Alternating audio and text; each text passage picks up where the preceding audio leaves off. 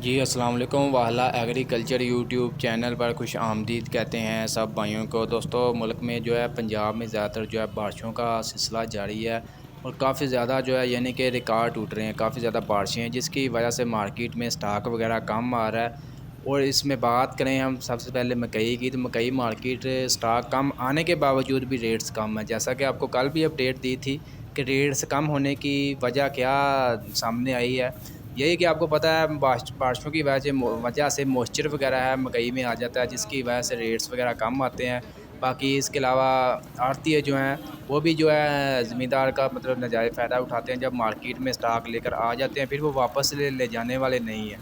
तो उसी बात को मद्देनज़र रखते हुए जो है रेट्स वगैरह तकरीबन वो लो रेट पर भी जो है हम देने को मतलब तैयार हो जाते हैं। अभी वापस लेकर जाएँगे तो वो खर्चा भी पूरा नहीं होगा। तो यही वजह है, 2-3 वजूहत हैं मकई के कम रेट्स लगने की। फ़िलहाल आपको पता है, मैंने आपको मज़ीद यही अपडेट दूँगा, यही आपको मशवरा दूँगा कि मकई को आप थोड़ा-सा रोक लें। मकई अपने रेट्स पर आएगी, 2500 से 2700 से लेकर 3000 रुपए तक ये मकई का अपना रेट है और अपने रेट पर ये आने वाले कुछ दिनों तक आ जाएगी। फ़िलहाल आप उसी दिन तक मज़ीद जो है यानी कि रोक कर रखें मकई को।